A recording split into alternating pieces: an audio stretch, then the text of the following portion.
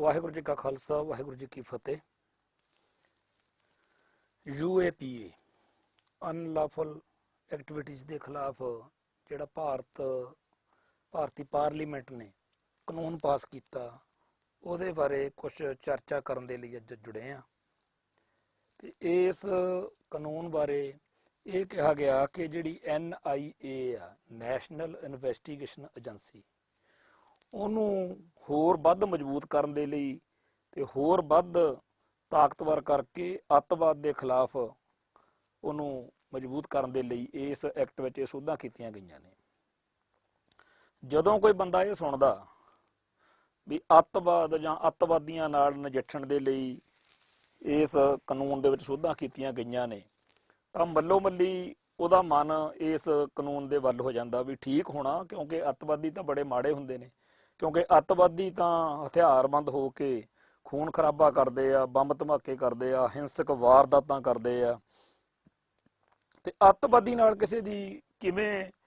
ਕੋਈ ਹਮਦਰਦੀ ਹੋ ਸਕਦੀ ਆ, ਜਾਂ ਅੱਤਵਾਦੀ ਦੇ ਵੱਲ ਸਾਡਾ ਮਨ ਕਦੇ ਜਾ ਨਹੀਂ ਸਕਦਾ। ਅੱਤਵਾਦੀ ਨੂੰ ਨਫ਼ਰਤ ਕੀਤੀ ਜਾਂਦੀ। ਤੋ ਜਦੋਂ ਅੱਤਵਾਦੀ ਜਾਂ ਅੱਤਵਾਦੀਆਂ ਨਾਲ ਨਜਿੱਠਣ ਦੇ ਲਈ ਜਾਂ ਅੱਤਵਾਦ ਨਾਲ ਨਜਿੱਠਣ ਦੇ ਲਈ ਕੋਈ ਕਾਨੂੰਨ ਬਣਦਾ, ਤਾਂ ਮੱਲੋ ਮੱਲੀ ਬੰਦੇ ਦਾ ਮਨ ਉਸ ਕਾਨੂੰਨ ਦੇ ਹੱਕ ਵਿੱਚ ਭੁਗਤਣ ਨੂੰ ਉਹਦਾ ਜੀ ਕਰਦਾ। ਤੇ ਪਰ ਉਹ ਜਿਹੜਾ ਅੱਤਵਾਦੀ ਜਿਹਨੂੰ ਕਿਹਾ ਜਾ ਰਿਹਾ, ਜਾਂ ਜਿਹਨੂੰ ਅੱਤਵਾਦੀ ਗਰਦਾਨਣਾ ਤੇ ਗਰਦਾਨ ਕੇ ਬਾਅਦ 'ਚ ਉਹਦਾ ਕੰਘਾ ਕਰਨਾ, ਉਹ ਇਸ ਰਾਹ ਕਿਉਂ ਤੁਰਿਆ, ਕਿਉਂ ਉਹ ਬੰਬ ਧਮਾਕਿਆਂ ਦੇ ਰਾਹ ਪਿਆ, ਕਿਉਂ ਉਹ ਕਤਲੋ ਗਾਰਤ ਦੇ ਰਾਹ ਪਿਆ, ਕੀ ਉਹਦੀ ਮਜਬੂਰੀ ਆ, ਕਿਸ ਤਰੀਕੇ ਦੇ ਉਹਦੇ ਸਰੋਕਾਰ ਨੇ, ਜਦੋਂ ਇਹ ਗੱਲਾਂ ਸਾਰੀਆਂ ਸਾਹਮਣੇ ਆਉਂਦੀਆਂ ਨੇ ਤਾਂ ਉਹ ਉਹਨਾਂ ਲੋਕਾਂ ਵੱਲੋਂ ਆਉਂਦੀਆਂ ਨੇ ਜਿਹੜੇ ਉਸ ਕੌਮ ਦੇ ਜਾਂ ਉਸ ਧਰਮ ਦੇ ਜਾਂ ਉਸ ਖਿੱਤੇ ਦੇ ਲੋਕ ਹੁੰਦੇ ਆ, ਜਿਸ ਖਿੱਤੇ ਦੇ ਕਿਸੇ ਸ਼ਖਸ ਨੂੰ ਅੱਤਵਾਦੀ ਗਰਦਾਨ ਕੇ ਸਟੇਟ ਜਿਹੜੀ ਆ ਟਾਰਗੇਟ ਕਰ ਰਹੀ ਹੁੰਦੀ ਆ। ਤੇ ਉਹ ਜਿਹੜੇ ਲੋਕ ਹੁੰਦੇ ਆ ਉਹ ਅਸਲ ਵਿੱਚ ਦੁਨੀਆ ਨੂੰ ਦੱਸਦੇ ਆ ਕਿ ਜਿਹਨੂੰ ਸਟੇਟ ਅੱਤਵਾਦੀ ਕਹਿ ਕੇ ਜਾਂ ਜਿਸ ਚੀਜ਼ ਨੂੰ ਅੱਤਵਾਦ ਕਹਿ ਕੇ ਨਜਿੱਠ ਰਹੀ ਆ, ਉਹ ਤਾਂ ਕਹਾਣੀ ਕੋਈ ਹੋਰ ਆ। ਉਹ ਤਾਂ ਸਾਡੇ ਇਲਾਕੇ ਦੇ, ਸਾਡੇ ਖਿੱਤੇ ਦੇ, ਸਾਡੇ ਧਰਮ ਨੂੰ, ਸਾਡੀ ਬੋਲੀ ਨੂੰ, ਸਾਡੇ ਸੱਭਿਆਚਾਰ ਨੂੰ, ਸਾਡੀ ਸਿਵਲਾਈਜੇਸ਼ਨ ਨੂੰ, ਸਾਡੇ ਜਿਹੜੇ ਮਿਨਰਲਸ ਸੀਗੇ ਉਹਨਾਂ ਨੂੰ ਜਿਹੜੇ ਲੁੱਟ ਰਹੇ ਸੀਗੇ, ਉਹਨਾਂ ਦੇ ਖਿਲਾਫ ਜਦੋਂ ਕੋਈ ਹੋਰ ਰਾਹ ਨਾ ਬਚਿਆ, ਜਦੋਂ ਸਟੇਟ ਸਿਸਟਮ ਨੇ ਕੋਈ ਹੋਰ ਰਾਹ ਹੀ ਨਹੀਂ ਰਹਿਣ ਦਿੱਤਾ, ਤਾਂ ਲਟੇਰੇ ਲੋਕਾਂ ਦੇ ਖਿਲਾਫ ਜਾਂ ਜਿਹੜੇ ਕਿਸੇ ਦੇ ਧਰਮ ਦੇ ਲਈ ਖਤਰਾ ਬਣੇ ਹੋਏ ਸੀਗੇ, ਉਹਨਾਂ ਦੇ ਖਿਲਾਫ ਜਦੋਂ ਕੋਈ ਹੋਰ ਰਾਹ ਨਹੀਂ ਬਚਿਆ ਤਾਂ ਇਹਨਾਂ ਨੇ ਗਨ ਚੱਕ ਲਈ ਆ। ਤੇ ਜਿਹੜੇ ਇਹ ਗਨ ਲੈ ਕੇ ਲੜ ਰਹੇ ਲੋਕ ਨੇ, ਇਹ ਤਾਂ ਸਾਡੀ ਕੌਮ ਦੇ ਨਾਇਕ ਨੇ, ਜਾਂ ਸਾਡੇ ਹੀਰੋ ਨੇ, ਜਾਂ ਅਸੀਂ ਇਹਨਾਂ ਨੂੰ ਫਰੀਡਮ ਫਾਈਟਰ ਕਹਿੰਦੇ ਆ, ਜਾਂ ਅਸੀਂ ਇਹਨਾਂ ਦੇ ਹੱਕ ਵਿੱਚ ਆ। ਇਹ ਜਦੋਂ ਗੱਲਾਂ ਬਾਤਾਂ ਸਾਰੀਆਂ ਲਿਖਣ ਬੋਲਣ ਵਾਲੇ ਉਹਨਾਂ ਦੇ ਹੱਕ ਵਿੱਚ ਕਰਦੇ ਨੇ, ਤਾਂ ਜਿਹੜਾ ਹੈਗਾ ਅੱਤਵਾਦੀਆਂ ਦੇ, ਖਾੜਕੂਆਂ ਦੇ, ਜੁਝਾਰੂਆਂ ਦੇ, ਮੁਜਾਹਿਦੀਨ ਦੇ, ਮਤਲਬ ਫਿਰ ਬੰਦਾ ਜਿਹੜਾ ਹੈਗਾ ਉਧਰਲੇ ਹੱਕ ਵਿੱਚ ਹੋ ਜਾਂਦਾ। ਤੋ ਇਹ ਜਿਹੜਾ ਸਾਰਾ ਸਿਸਟਮ ਆ ਕਿ ਅੱਤਵਾਦੀ ਕੌਣ ਆ, ਅੱਤਵਾਦੀ ਦੀ ਪਰਿਭਾਸ਼ਾ ਕੀ ਆ, ਅੱਤਵਾਦੀ ਕਹਿ ਕੇ ਮਾਰੇ ਗਏ ਲੋਕ ਜਿਹੜੇ ਨੇ ਉਹ ਉਹਨਾਂ ਲੋਕਾਂ ਦੇ ਲਈ ਤਾਂ ਖਲਨਾਇਕ ਹੁੰਦੇ ਨੇ ਜਿਨ੍ਹਾਂ ਲੋਕਾਂ ਨੇ ਉਹਨੂੰ ਅੱਤਵਾਦੀ ਕਹਿ ਕੇ ਟਾਰਗੇਟ ਕੀਤਾ ਹੁੰਦਾ। ਪਰ ਜਿਹੜੀ ਦੂਜੀ ਧਿਰ ਹੁੰਦੀ ਆ ਉਹਦੇ ਉਹ ਨਾਇਕ ਹੁੰਦੇ ਨੇ, ਜਿਵੇਂ ਸੰਤ ਗਿਆਨੀ ਜਰਨੈਲ ਸਿੰਘ ਜੀ ਖਾਲਸਾ ਭਿੰਡਰਾਂ ਵਾਲੇ, ਭਾਈ ਸਾਹਿਬ ਭਾਈ ਸੁਖਦੇਵ ਸਿੰਘ ਬੱਬਰ, ਬਾਬਾ ਗੁਰਚਰਨ ਸਿੰਘ ਮਾਨੋ ਚਾਹਲ, ਭਾਈ ਸੁਖਵਿੰਦਰ ਸਿੰਘ ਸੰਘਾ, ਭਾਈ ਸਾਹਿਬ ਭਾਈ ਗੁਰਜੰਟ ਸਿੰਘ ਬੁੱਧ ਸਿੰਘ ਵਾਲਾ, ਇਹੋ ਜਿਹੇ ਹੋਰ ਬੇਸ਼ੁਮਾਰ ਇਹੋ ਜਿਹੇ ਸਿੱਖ ਨੇ ਜਿਨ੍ਹਾਂ ਨੂੰ ਭਾਰਤੀ ਹਕੂਮਤੀ ਤੰਤਰ ਦੇ ਵੱਲੋਂ ਅੱਤਵਾਦੀ ਜਾਂ ਇਸ ਸਾਰੇ ਸੰਘਰਸ਼ ਨੂੰ ਅੱਤਵਾਦ ਕਹਿ ਕੇ ਜਿਹੜਾ ਹੈ ਬਦਨਾਮ ਕੀਤਾ ਜਾਂਦਾ, ਜਦੋਂ ਕਿ ਸਿੱਖਾਂ ਲਈ ਇਹ ਉਹਨਾਂ ਦੀ ਆਜ਼ਾਦੀ ਦਾ ਸੰਘਰਸ਼ ਆ। ਸਿੱਖਾਂ ਦੇ ਲਈ ਉਹਨਾਂ ਦੇ ਧਰਮ, ਉਹਨਾਂ ਦੀ ਬੋਲੀ, ਉਹਨਾਂ ਦੀ ਕੌਮ ਤੇ ਪੰਜਾਬ ਦੇ ਹੱਕਾਂ ਜਾਂ ਪੰਜਾਬ ਦੇ ਹਿੱਤਾਂ ਦੇ ਲਈ ਲੜਨ ਦਾ ਸੰਘਰਸ਼ ਆ। ਤੇ ਇਸ ਸੰਘਰਸ਼ ਨੂੰ ਜਸਟੀਫਾਈ ਕਰਨ ਦੇ ਲਈ ਸਿੱਖਾਂ ਦੇ ਅੰਦਰੋਂ ਬੱਚਾ ਜਿਹੜਾ ਹੈਗਾ ਉਹ ਤਿਆਰ ਰਹਿੰਦਾ। ਜਦੋਂ ਵੀ ਜਿੱਥੇ ਵੀ ਕਿਸੇ ਨੂੰ ਮੌਕਾ ਮਿਲਦਾ ਉਹ ਇਹ ਗੱਲ ਕਹਿਣ ਵਿੱਚ ਝਿਜਕਦਾ ਨਹੀਂ ਹੈਗਾ ਕਿ ਸਾਡੀ ਕੌਮ ਦੇ ਹਿੱਤ ਮਾਰੇ ਗਏ ਨੇ, 1947 ਮੌਕੇ ਕੀਤੇ ਹੋਏ ਵਾਅਦੇ ਆ ਜਿਹੜੇ ਉਹ ਸਾਨੂੰ ਨਹੀਂ ਸਾਡੇ ਨਾਲ ਪੂਰੇ ਹੋਏ, ਸਾਡੀ ਬੋਲੀ ਨੂੰ ਮਾਰਨ ਦੇ ਲਈ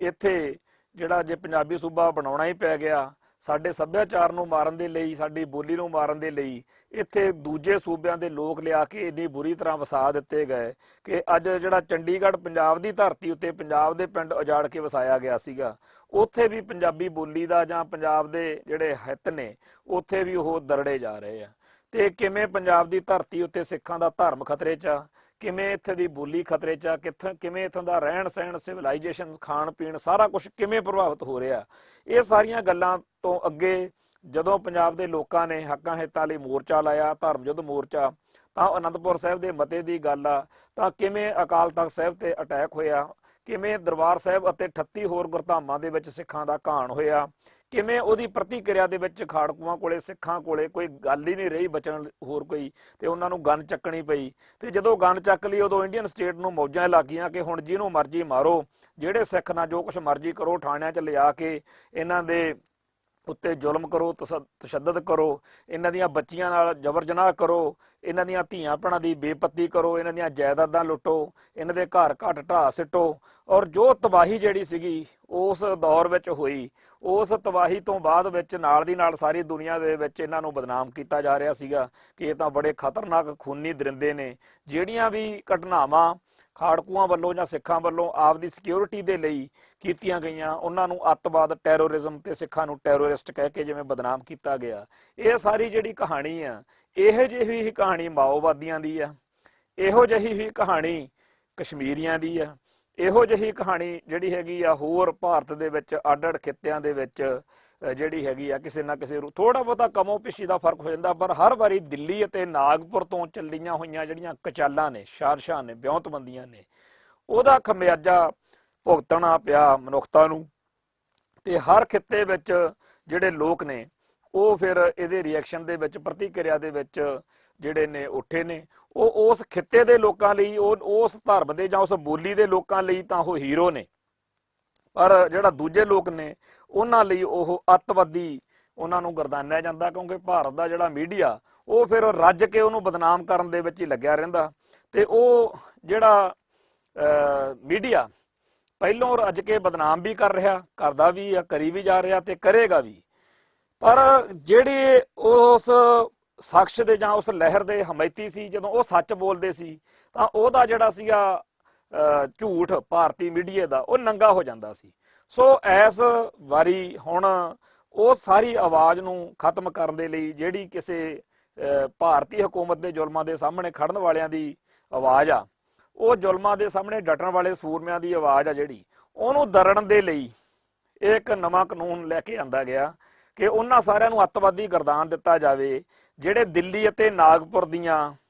ਜਿਹੜੀਆਂ ਜ਼ਬਰ ਜ਼ੁਲਮ ਵਾਲੀਆਂ ਨੀਤੀਆਂ ਨੇ, ਜਿਹੜੀਆਂ ਮਨੁੱਖਤਾ ਲਈ ਜਾਂ ਕਿਸੇ ਸੂਬੇ ਲਈ ਜਾਂ ਕਿਸੇ ਬੋਲੀ ਲਈ ਜਾਂ ਕਿਸੇ ਧਰਮ ਲਈ ਘਾਤਕ ਨੀਤੀਆਂ ਨੇ, ਉਹਨਾਂ ਨੀਤੀਆਂ ਦੇ ਜਿਹੜੇ ਲੋਕ ਖਿਲਾਫ ਡਟਦੇ ਨੇ ਉਹਨਾਂ ਨੂੰ ਅੱਤਵਾਦੀ ਕਹਿ ਕੇ ਨਜਿੱਠਿਆ ਜਾਊਗਾ। ਜਿਹੜਾ UAPA ਗੈਰ ਕਾਨੂੰਨੀ ਸਰਗਰਮੀਆਂ ਰੋਕੂ ਕਾਨੂੰਨ ਆ, ਇਹਦੀਆਂ ਜਿਹੜੀਆਂ ਸੋਧਾਂ ਨੇ, ਬੇਸ਼ੱਕ ਇਹ ਕਿਹਾ ਜਾ ਰਿਹਾ ਕਿ ਜਿਹੜੇ ਭਾਰਤ ਦੀ ਏਕਤਾ ਤੇ ਅਖੰਡਤਾ ਦੇ ਦੁਸ਼ਮਣ ਨੇ, ਜਿਹੜੇ ਅੱਤਵਾਦੀ ਨੇ, ਉਹਨਾਂ ਨਾਲ ਨਜਿੱਠਣਾ, ਪਰ ਅਸਲ ਵਿੱਚ ਇਹ ਜਿਹੜਾ ਹੈਗਾ ਉਹ ਲੋਕਾਂ ਨੂੰ ਨਿਸ਼ਾਨਾ ਬਣਾਉਣਾ ਜਿਹੜੇ ਹਿੰਦੂ ਕੱਟੜਵਾਦ ਦੇ ਖਿਲਾਫ ਨੇ, ਜਿਹੜੇ RSS ਦੇ ਫਾਸੀਵਾਦੀ ਏਜੰਡੇ ਦੇ ਖਿਲਾਫ ਨੇ, ਜਿਹੜੇ ਬ੍ਰਾਹਮਣਵਾਦ ਦੇ ਖਿਲਾਫ ਨੇ, ਜਿਹੜੇ ਭਾਰਤ ਵਿੱਚ ਆਪੋ ਆਪਣੀ ਬੋਲੀ, ਧਰਮ ਅਤੇ ਸੱਭਿਆਚਾਰ ਨੂੰ ਬ੍ਰਾਹਮਣਵਾਦ ਤੋਂ ਬਚਾਉਣਾ ਚਾਹੁੰਦੇ ਆ। ਇਹ ਕਾਨੂੰਨ ਉਹਨਾਂ ਨੂੰ ਅੱਤਵਾਦੀ ਗਰਦਾਨ ਕੇ ਮਲੀਆ ਮੇਟ ਕਰਨ ਲਈ ਹੋਂਦ 'ਚ ਲਿਆਂਦਾ ਗਿਆ। ਅੱਤਵਾਦ ਨਾਲ ਜਾਂ ਹਥਿਆਰਬੰਦ ਲਹਿਰਾਂ ਨਾਲ ਨਜਿੱਠਣ ਲਈ ਤਾਂ ਭਾਰਤ ਕੋਲੇ ਪਹਿਲੇ ਬੜੇ ਕਾਨੂੰਨ ਨੇ। ਜੇਕਰ ਭਾਰਤ ਦੇ ਕੋਲ ਹਥਿਆਰਬੰਦ ਲੋਕਾਂ ਨਾਲ ਜਿਹੜੀਆਂ ਲਹਿਰਾਂ ਚੱਲਦੀਆਂ ਨੇ ਉਹਦੇ ਨਾਲ ਨਜਿੱਠਣ ਲਈ ਕਾਨੂੰਨ ਨਾ ਹੁੰਦੇ ਜਾਂ ਬੇਵਸ ਹੁੰਦਾ ਭਾਰਤੀ ਸਿਸਟਮ, ਤਾਂ ਫਿਰ ਪੰਜਾਬ ਦੇ ਵਿੱਚ, ਕਸ਼ਮੀਰ 'ਚ, ਮਨੀਪੁਰ 'ਚ ਜਾਂ ਮਾਓਵਾਦੀ ਜਿਹੜੇ ਹਥਿਆਰਬੰਦ ਹੋ ਕੇ ਪੰਜਾਬ 'ਚ ਅੱਡ-ਅੱਡ ਥਾਵਾਂ ਤੇ ਲੜ ਰਹੇ ਲੋਕ ਨੇ, ਉਹਨਾਂ ਦੀਆਂ ਜਿਹੜੀਆਂ ਮਤਲਬ ਕਾਮਯਾਬ ਹੋ ਜਾਂਦੇ, ਜਿਹੜਾ ਵੀ ਹੋਰ ਟਾਰਗੇਟ ਲੈ ਕੇ ਤੁਰੇ ਸੀ, ਹੁਣ ਨੂੰ ਖਾਲਿਸਤਾਨ ਬਣਿਆ ਹੁੰਦਾ। ਪਰ ਜੇਕਰ ਖਾਲਿਸਤਾਨ ਜਾਂ ਹੋਰ ਸੰਘਰਸ਼ੀਲ ਲੋਕ ਜਾਂ ਹਥਿਆਰਬੰਦ ਲਹਿਰਾਂ ਵਾਲੇ ਲੋਕ ਕਾਮਯਾਬ ਨਹੀਂ ਹੋ ਸਕੇ, ਤਾਂ ਉਹ ਭਾਰਤੀ ਨਿਜ਼ਾਮ ਕੋਲੇ ਜਿਹੜੇ ਪਹਿਲਾਂ ਹੀ ਕਾਨੂੰਨ ਨੇ, ਉਹਨਾਂ ਕਾਨੂੰਨਾਂ ਦੇ ਰਾਹੀਂ ਕਾਨੂੰਨੀ ਵੀ ਤੇ ਗੈਰ ਕਾਨੂੰਨੀ ਤੌਰ ਤੇ ਵੀ ਭਾਰਤੀ ਨਿਜ਼ਾਮ ਨੇ ਜਿਸ ਤਰੀਕੇ ਨਾਲ ਸਾਰੇ ਲੜ ਰਹੇ ਲੋਕਾਂ ਦੇ ਮਨੁੱਖੀ ਹੱਕਾਂ ਦਾ ਘਾਣ ਕਰਨ ਤੱਕ ਸਾਰੀ ਦੁਨੀਆ ਦੇ ਵਿੱਚ ਤੋਏ ਹੁੰਦੀ ਰਹੀ, ਪਰ ਉਹ ਕਦੇ ਪਿੱਛੇ ਥੋੜੀ ਮੁੜਿਆ ਸਿਸਟਮ ਤੋਂ। ਭਾਰਤੀ ਹਕੂਮਤੀ ਸਿਸਟਮ ਕੋਲੇ ਇਹ ਨਹੀਂ ਹੈਗਾ ਕਿ ਪਹਿਲਾਂ ਕੋਈ ਖਾੜਕੂਆਂ ਨੂੰ ਜਾਂ ਜਿਨ੍ਹਾਂ ਨੂੰ ਅੱਤਵਾਦੀ ਕਹਿੰਦੇ ਆ ਉਹਨਾਂ ਨੂੰ ਨਜਿੱਠਣ ਲਈ ਕੋਈ ਐਕਟ, ਕੋਈ ਕਾਨੂੰਨ ਨਹੀਂ ਸੀ। ਬੜੇ ਕਾਨੂੰਨ ਨੇ, ਤੇ ਜੇ ਕਾਨੂੰਨ ਨਾ ਵੀ ਹੋਵੇ ਤਾਂ ਦੇਸ਼ ਦੀ ਏਕਤਾ ਤੇ ਅਖੰਡਤਾ ਦੇ ਨਾਂ ਹੇਠ ਜੋ ਕੁਝ ਮਰਜ਼ੀ ਉਹਨਾਂ ਨੇ ਕੀਤਾ ਤੇ ਕਰਨ ਦਾ ਉਹਨਾਂ ਨੂੰ ਪੂਰੇ ਦਾ ਪੂਰਾ ਇੱਕ ਤਰੀਕੇ ਨਾਲ ਭਾਰਤੀ ਨਿਜ਼ਾਮ ਵੱਲੋਂ, ਭਾਰਤੀ ਹਕੂਮਤੀ ਮਸ਼ੀਨਰੀ ਵੱਲੋਂ ਜੋ ਕੁਝ ਕੀਤਾ ਜਾਂਦਾ ਉਹਦੇ ਹੱਕ ਵਿੱਚ ਆਮ ਲੋਕ ਜਿਹੜੇ ਨੇ ਉਹ ਵੀ ਹੁੰਦੇ ਨੇਗੇ ਕਿ ਇਹ ਤਾਂ ਹੋਣਾ ਹੀ ਚਾਹੀਦਾ ਸੀ। ਸੋ ਭਾਰਤ ਦੇ ਵਿੱਚ ਕਾਨੂੰਨਾਂ ਦੀ ਤਾਂ ਕੋਈ ਏਡੀ ਗੱਲ ਨਹੀਂ ਸੀ ਵੀ ਕਾਨੂੰਨ ਇੱਕ ਸਖਤ ਕਾਨੂੰਨ ਚਾਹੀਦਾ ਜੀ, ਉਹ ਜੀ ਇੰਜ ਹੋ ਜੇ ਉਂਝ ਹੋ ਜੇ। ਅਸਲ ਵਿੱਚ ਗੱਲ ਇਹ ਹੈਗੀ ਆ ਕਿ ਜਿਹੜੇ ਲੋਕ ਗੰਨ ਨਹੀਂ ਚੱਕਦੇ ਪਰ ਉਂਝ ਉਹ ਲੋਕ ਜਿਹੜੇ ਨੇ ਉਹ ਬ੍ਰਾਹਮਣਵਾਦ ਦਾ ਵਿਰੋਧ ਕਰਦੇ ਨੇ, ਹਿੰਦੂ ਏਜੰਡੇ ਦਾ ਵਿਰੋਧ ਕਰਦੇ ਨੇ, ਹਿੰਦੂ ਤਵੀ ਫੋਰਸਾਂ ਦਾ ਵਿਰੋਧ ਕਰਦੇ ਨੇ, ਉਹਨਾਂ ਨੂੰ ਜਿਹੜੇ ਡਟੇ ਰਹਿੰਦੇ ਆ ਉਹਨਾਂ ਨੂੰ ਇਹਨਾਂ ਸੋਧਾਂ ਦੇ ਰਾਹੀਂ ਨਜਿੱਠਣਾ ਕਿ ਤੁਹਾਨੂੰ ਅਸੀਂ ਹੁਣ ਅੱਤਵਾਦੀ ਗਰਦਾਨ ਕੇ ਖੂੰਜੇ ਲਾਉਣਾ। ਮਤਲਬ ਕਿ ਹੁਣ ਹਿੰਦੂ ਤਵੀ ਏਜੰਡੇ ਦਾ ਵਿਰੋਧ ਕਰਨ ਵਾਲਿਆਂ ਨੂੰ ਅੱਤਵਾਦੀ ਗਰਦਾਨ ਕੇ ਖੂੰਜੇ ਲਾਉਣਾ। ਮਤਲਬ ਜੇ ਕੋਈ ਸਿੱਖ ਆਰਐਸਐਸ ਦਾ ਹਿੰਦੂ ਕੱਟੜਵਾਦ ਦਾ ਵਿਰੋਧ ਕਰਦਾ, ਸਿੱਖੀ ਵਿੱਚ ਆ ਰਹੇ ਕਰਮ ਕਾਂਡਾਂ ਦਾ ਵਿਰੋਧ ਕਰਦਾ ਤਾਂ ਉਹ ਅੱਤਵਾਦੀ ਗਰਦਾਨਿਆ ਜਾ ਸਕਦਾ। ਮਤਲਬ ਜੇ ਕੋਈ ਸਿੱਖ ਆਪਦੀ ਕੌਮ, ਆਪਦੇ ਧਰਮ, ਆਪਦੀ ਬੋਲੀ ਤੇ ਆਪਦੇ ਸੱਭਿਆਚਾਰ ਨੂੰ ਭਾਰਤ ਵਿੱਚ ਹਿੰਦੂ ਤਵੀਆਂ ਤੋਂ ਖਤਰੇ ਤੋਂ ਬਚਣ ਲਈ ਕਹਿੰਦਾ ਹੈ ਕਿ ਇਹਦੇ ਨਾਲੋਂ ਤਾਂ ਸਾਨੂੰ ਤੁਸੀਂ ਆਜ਼ਾਦ ਹੀ ਕਰ ਦਿਓ, ਅੱਡ ਕਰ ਦਿਓ, ਤਾਂ ਇਸ ਕਾਨੂੰਨ ਅਨੁਸਾਰ ਉਹਨੂੰ ਦਹਿਸ਼ਤਗਰਦ ਐਲਾਨਿਆ ਜਾਊਗਾ। ਲਿਖਣ ਦੀ ਆਜ਼ਾਦੀ, ਬੋਲਣ ਦੀ ਆਜ਼ਾਦੀ ਤੇ ਵਿਚਾਰ ਪੇਸ਼ ਕਰਨ ਦੀ ਜਿਹੜੀ ਆਜ਼ਾਦੀ ਆ ਉਹ ਸਾਰੀਆਂ ਇਸ ਕਾਨੂੰਨ ਦੇ ਰਾਹੀਂ ਹੜੱਪ ਲੈਣੀਆਂ ਨੇ। ਖਾੜਕੂਆਂ ਨੂੰ ਜਾਂ ਹਥਿਆਰਬੰਦ ਲੋਕਾਂ ਨੂੰ ਮਾਰਨ ਦੇ ਲਈ, ਉਹਨਾਂ ਨਾਲ ਨਜਿੱਠਣ ਦੇ ਲਈ ਤਾਂ ਪਹਿਲੇ ਬੜੇ ਖਤਰਨਾਕ ਕਾਨੂੰਨ ਨੇ, ਪਰ ਜਿਹੜੇ ਲੋਕ ਹਥਿਆਰਬੰਦ ਨਹੀਂ ਤੇ ਆਮ ਉਹ ਆਪਦੇ ਖਿੱਤੇ ਦੀਆਂ ਸਮੱਸਿਆਵਾਂ ਬਾਰੇ ਲਿਖਦੇ ਬੋਲਦੇ ਨੇ ਜਾਂ ਉਹ ਉਹਨਾਂ ਲੋਕਾਂ ਦਾ ਸਹੀ ਪੱਖ ਪੇਸ਼ ਕਰਦੇ ਨੇ ਜਿਹੜੇ ਕਿ ਲੜਦੇ ਨੇ, ਤਾਂ ਇਹ ਜਿਹੜੀ ਚੀਜ਼ ਆ ਉਸ ਕਾਨੂੰਨ ਦੇ ਰਾਹੀਂ ਉਹਨਾਂ ਨਾਲ ਨਜਿੱਠਣ ਦਾ ਇੱਕ ਰਾਹ ਕੱਢਿਆ ਗਿਆ। ਕਿਉਂਕਿ ਅੱਤਵਾਦ ਸ਼ਬਦ ਵਰਤਣ ਦੇ ਨਾਲ ਸਾਰੀ ਸਥਿਤੀ ਬਦਲ ਜਾਂਦੀ ਆ। ਕਿਸੇ ਚੰਗੇ ਭਲੇ ਮਨੁੱਖ ਨੂੰ ਤੁਰੇ ਜਾਂਦੇ ਨੂੰ ਫੜ ਕੇ ਉਹ ਤੇ ਟੈਗ ਲਾ ਦਈਏ ਅੱਤਵਾਦੀ ਦਾ, ਤੇ ਫਿਰ ਉਹ ਸ਼ਬਦ ਸੁਣਨ ਸਾਰ ਸਾਡੇ ਦਿਲ ਦਿਮਾਗ ਵਿੱਚ ਆਉਂਦਾ ਵੀ ਇਹੋ ਜਿਹੇ ਬੰਦੇ ਦਾ ਤਾਂ ਬੀਜ ਨਾਸ਼ ਹੋਣਾ ਚਾਹੀਦਾ। ਤਾਂ ਇਹੀ ਸਟੇਟ ਦੀ ਕਾਮਯਾਬੀ ਆ ਕਿ ਉਹਨੇ ਨਾਗਰਿਕਾਂ ਦੇ ਕੋਲੋਂ, ਸਿਟੀਜ਼ਨਸ ਦੇ ਕੋਲੋਂ, ਭਾਰਤੀ ਆਵਾਮ ਦੇ ਕੋਲੋਂ ਇੱਕ ਵਾਰੀ ਸਹਿਮਤੀ ਲੈਣੀ ਆ ਉਹਨਾਂ ਲੋਕਾਂ ਨਾਲ ਜ਼ੁਲਮ ਕਰਨ ਦੀ, ਉਹਨਾਂ ਲੋਕਾਂ ਤੇ ਬੇਕਰਕੀ ਨਾਲ ਹਮਲੇ ਕਰਨ ਦੀ ਜਿਹੜੇ ਬ੍ਰਾਹਮਣਵਾਦੀ ਏਜੰਡੇ ਦੀ ਈਨ ਨਹੀਂ ਮੰਨਦੇ। ਹੁਣ ਉਹਨਾਂ ਨੂੰ ਪਹਿਲਾਂ ਅੱਤਵਾਦੀ ਗਰਦਾਨ ਲਓ ਇੱਕ ਵਾਰੀ, ਜਾਂ ਕਹਿ ਦਿਓ ਕਿ ਅੱਤਵਾਦ ਜਿਹੜਾ ਹੈਗਾ ਅਸੀਂ ਖਤਮ ਕਰਨਾ, ਤੇ ਅੱਤਵਾਦ ਜਾਂ ਅੱਤਵਾਦੀਆਂ ਨਾਲ ਨਜਿੱਠਣ ਦੇ ਨਾਂ ਦੇ ਉੱਤੇ ਇੱਕ ਵਾਰੀ ਸਹਿਮਤੀ ਲੈ ਕੇ ਪਾਰਲੀਮੈਂਟ ਦੀ, ਉਸ ਤੋਂ ਬਾਅਦ ਵਿੱਚ ਜਿਹੜਾ ਘਾਣ ਕਰਨਾ ਉਹਦੇ ਲਈ ਫਿਰ NIA ਬਣਾਤੀ, ਜਿਹਦੇ ਬਾਰੇ ਆਪਾਂ ਅੱਗੇ ਗੱਲ ਕਰਾਂਗੇ। ਇਹ ਜਿਹੜਾ UAPA ਐਕਟ ਦੀਆਂ ਸੋਧਾਂ ਹੋਈਆਂ ਨੇ, ਇਹ ਬ੍ਰਾਹਮਣਵਾਦੀ ਹਿੰਦੂ ਤਵੀ ਏਜੰਡੇ ਵਾਲਿਆਂ ਲੋਕਾਂ ਲਈ ਕੋਈ ਨਵੀਂ ਗੱਲ ਨਹੀਂ, ਇਹੋ ਪਹਿਲਾਂ ਵੀ ਇਹ ਕੁਝ ਕਰਦੇ ਰਹੇ ਨੇ। ਜਿਵੇਂ ਮਨੂ ਸਿਮਰਤੀ ਹੈ, ਜਦੋਂ ਮਨੂ ਸਿਮਰਤੀ ਬਣਾਈ ਉਹ ਵੀ ਇਦਾਂ ਦਾ ਹੀ ਵਿਧਾਨ ਸੀ ਜਿਵੇਂ ਦਾ ਇਹ ਵਿਧਾਨ ਬਣਾਇਆ, ਜਿਵੇਂ ਦਾ ਇਹ ਲਾ ਕਾਨੂੰਨ ਆ ਉਵੇਂ ਦਾ ਉਹ ਸਿਸਟਮ ਸੀ ਸਾਰਾ। ਉਹਦੇ ਵਿੱਚ ਵੀ ਭਾਰਤੀਆਂ ਨੂੰ ਜਾਤ ਵਰਣ ਦੇ ਨਾਂ ਤੇ ਵੰਡ ਕੇ ਮਨੁੱਖਤਾ ਦਾ ਘਾਣ ਕਰਨ ਲਈ ਇੱਕ ਇਹੋ ਜਿਹਾ ਵਿਧਾਨ ਬਣਾਇਆ ਸੀਗਾ ਜਿਹੜਾ ਅੱਜ ਤੱਕ ਵੀ ਭਾਰਤ ਦੇ ਅਸਲ ਵਾਸੀ ਆ ਜਿਹੜੇ ਉਹਨਾਂ ਨੂੰ ਸ਼ੂਦਰ, ਘਟੀਆ ਤੇ ਨੀਚ ਗਰਦਾਨਦਾ, ਤੇ ਜਿਹੜੇ ਲੋਕ ਨੇ ਉਹ ਬੇਤਹਾਸ਼ਾ ਅੱਜ ਤੱਕ ਉਹਦੇ ਤੋਂ ਪੀੜਤ ਨੇ, ਤੇ ਉਹ ਜਿਹੜੀ ਪੀੜਾ ਸੰਤਾਪ ਝੱਲਦੇ ਲੋਕ ਨੇਗੇ ਉਹਨਾਂ ਨੂੰ ਇਹ ਜਿਹੜਾ ਮਨੂ ਸਿਮਰਤੀ ਵਾਲਾ ਅਟੈਕ ਆ ਉਦਾਂ ਦਾ ਹੀ ਇੱਕ ਅਟੈਕ ਜਿਹੜਾ ਹੈ ਉਹ ਇਸ ਕਾਨੂੰਨ ਦੇ ਰਾਹੀਂ, ਜਿਹੜੀਆਂ ਭਾਰਤੀ UAPA ਐਕਟ ਦੀਆਂ ਕਾਨੂੰਨ ਦੀਆਂ ਤਰਮੀਮਾਂ ਨੇਗੀਆਂ, ਇਹਦੇ ਰਾਹੀਂ ਹੁਣ ਇੱਕ ਵਾਰੀ ਫੇਰ ਨਵਾਂ ਅਟੈਕ ਜਿਹੜਾ ਹੈਗਾ ਉਹ ਸਾਹਮਣੇ ਆ ਰਿਹਾ ਕਿ ਜਿਹੜੇ ਲੋਕ ਮਨੂ ਸਿਮਰਤੀ ਦਾ ਵਿਰੋਧ ਕਰਦੇ ਰਹੇ ਨੇ ਪਹਿਲਾਂ ਤੇ ਹੁਣ, ਉਹੀ ਸਾਰੇ ਲੋਕ ਹੁਣ ਇਸ ਨਵੇਂ ਕਾਨੂੰਨ ਦੀ ਮਾਰ ਹੇਠ ਆਉਣਗੇ ਤੇ ਉਹਨਾਂ ਸਾਰਿਆਂ ਨੂੰ ਉਵੇਂ ਹੀ ਜਿਹੜੀ ਅਪਰ ਕਲਾਸ ਹਿੰਦੂ ਸੁਸਾਇਟੀ ਆ, ਬ੍ਰਾਹਮਣਵਾਦ ਆ, ਉਵੇਂ ਜਿਹੜਾ ਜਿਵੇਂ ਮਨੂ ਸਿਮਰਤੀ ਦੇ ਹੱਕ 'ਚ ਬ੍ਰਾਹਮਣਵਾਦੀ ਤਾਕਤਾਂ ਖੜੀਆਂ ਸੀਗੀਆਂ ਤੇ ਜਿਹੜੀਆਂ ਸੀਗੀਆਂ ਇਹਦੇ ਪੀੜਤ ਲੋਕ ਸੀ ਉਹਦਾ ਖਿਲਾਫ ਵਿਰੋਧ ਕਰਦੇ ਸੀ, ਇਵੇਂ ਹੀ ਹੁਣ ਹੋਣਾ ਕਿ ਜਿਹੜੇ ਲੋਕ ਇਹਦਾ ਵਿਰੋਧ ਕਰਨਗੇ ਉਹ ਆਮ ਲੋਕ ਹੋਣਗੇ, ਭਾਰਤ ਦੇ ਅਸਲ ਵਾਸੀ, ਭਾਰਤ ਤੋਂ ਦੁਖੀ ਲੋਕ, ਇੰਡੀਅਨ ਸਿਸਟਮ ਤੋਂ ਦੁਖੀ ਲੋਕ, ਤੇ ਜਿਹੜਾ ਅਸਲੀ ਇਹਦਾ ਲਾਹਾ ਉਹ ਬ੍ਰਾਹਮਣਵਾਦੀਆਂ ਨੂੰ ਮਿਲੂਗਾ। ਤੋਂ ਬ੍ਰਾਹਮਣਵਾਦੀ ਧਿਰਾਂ ਦੇ ਲਈ ਇਹ ਇੱਕ ਮਨੂ ਸਿਮਰਤੀ ਵਰਗਾ ਹੀ ਇੱਕ ਹੋਰ ਉਹਨਾਂ ਦੇ ਹੱਥ 'ਚ ਹਥਿਆਰ ਆ ਗਿਆ ਵਾ। ਜਿਵੇਂ ਮਨੂ ਸਿਮਰਤੀ ਬ੍ਰਾਹਮਣਵਾਦੀਆਂ ਨੂੰ ਉਸ ਮੌਕੇ ਉਹਨਾਂ ਲੋਕਾਂ ਨੂੰ ਹਰ ਤਰ੍ਹਾਂ ਸ਼ੋਸ਼ਣ ਕਰਨ ਦਾ, ਜਲੀਲ ਕਰਨ ਦਾ ਤੇ ਮਾਰਨ ਕੁੱਟਣ ਦਾ ਉਹ ਖੁੱਲ੍ਹ ਦਿੰਦੀ ਆ, ਉਵੇਂ ਹੀ ਜਿਹੜੇ ਲੋਕ ਹਿੰਦੂ ਏਜੰਡੇ ਦੇ ਖਿਲਾਫ ਨੇ ਉਹਨਾਂ ਨੂੰ ਮਾਰਨ ਕੁੱਟਣ ਦਾ, ਜਲੀਲ ਕਰਨ ਦਾ, ਸ਼ੋਸ਼ਣ ਕਰਨ ਦਾ ਰਾਹ ਜਿਹੜਾ ਹੈ ਉਹ ਇਸ ਐਕਟ ਦੇ ਰਾਹੀਂ ਲਿਆਂਦਾ ਗਿਆ। ਜਿਹੜੇ ਹਿੰਦੂਆਂ ਦੇ ਗ੍ਰੰਥ ਨੇ ਉਹਨਾਂ ਵਿੱਚ ਵੀ ਇਹੋ ਜਿਹੇ ਵੈਸ਼ੀ ਕਾਨੂੰਨ ਜਿਹੜੇ ਨੇ ਉਹ ਨਿਕਲਦੇ ਆ। ਜਿਹੜਾ ਆਰੀਅਨ ਬ੍ਰਾਹਮਣਵਾਦੀ ਹਿੰਦੂ ਏਜੰਡਾ ਕਿ ਭਾਰਤ ਨੂੰ ਇੱਕ ਹਿੰਦੂ ਰਾਸ਼ਟਰ ਵਜੋਂ ਬਣਾਉਣਾ ਤੇ ਇੱਥੇ ਇੱਕ ਰਾਸ਼ਟਰ ਲਿਆਉਣਾ, ਇੱਕ ਬੋਲੀ ਲਿਆਉਣੀ ਆ, ਇੱਕ ਹੀ ਧਰਮ ਹੋਊਗਾ, ਇੱਕੋ ਸੱਭਿਆਚਾਰ ਹੋਊਗਾ, ਤੇ ਜਿਹੜੇ ਵੱਖੋ ਵੱਖਰੇ ਤਰ੍ਹਾਂ ਦੀਆਂ ਬੋਲੀਆਂ, ਵੱਖੋ ਵੱਖਰੇ ਤਰ੍ਹਾਂ ਦੇ ਧਰਮ ਨੇ, ਵੱਖੋ ਵੱਖਰੇ ਤਰ੍ਹਾਂ ਦੇ ਸੱਭਿਆਚਾਰ ਨੇ, ਜਿਹੜੀ ਇੱਥੇ ਡਾਈਵਰਸਿਟੀ ਆ ਉਹ ਸਾਰੀ ਖਤਮ ਕਰਕੇ, ਵਖਰੇਵੇਂ ਖਤਮ ਕਰਕੇ ਸਾਰਿਆਂ ਨੂੰ ਹਿੰਦੂਤਵ ਦੇ ਝੰਡੇ ਹੇਠ ਲੈ ਕੇ ਆਉਣਾ। ਇਹ ਜਿਹੜਾ ਏਜੰਡਾ ਜਿਹੜੇ ਲੋਕ, ਜਿਹੜੇ ਖਾਸ ਤੌਰ ਤੇ ਗੈਰ ਹਿੰਦੂ ਲੋਕ ਨੇ, ਉਹ ਇਹਦਾ ਵਿਰੋਧ ਕਰਦੇ ਨੇ, ਤੇ ਇਹ ਵਿਰੋਧ ਹਿੰਦੂ ਕੱਟੜਪੰਥੀਆਂ ਤੋਂ ਬਰਦਾਸ਼ਤ ਨਹੀਂ ਹੋ ਰਿਹਾ। ਇਸ ਕਰਕੇ ਜਿਹੜੇ ਗੈਰ ਹਿੰਦੂ ਨੇ ਉਹਨਾਂ ਨੂੰ ਝੁਕਾਉਣ ਦੇ ਲਈ ਇਹ ਕਾਨੂੰਨ ਬਣਾਇਆ ਗਿਆ। ਜਿਹੜੀ NIA ਆ ਅਸਲ ਵਿੱਚ ਆਰੀਅਨ ਬ੍ਰਾਹਮਣਵਾਦੀ ਹਿੰਦੂ ਕੱਟੜਪੰਥੀਆਂ ਦਾ ਏਜੰਡਾ ਲਾਗੂ ਕਰਾਉਣ ਵਾਲੀ ਇੱਕ ਸੰਸਥਾ ਬਣ ਕੇ ਵਿਚਰਨੀ ਹੈ, ਜਿਹਦਾ ਨਿਸ਼ਾਨਾ ਉਹ ਲੋਕ ਹੋਣੇ ਆ ਜਿਹੜੇ ਇਸ ਮੁਲਕ ਨੂੰ ਹਿੰਦੂ ਰਾਸ਼ਟਰ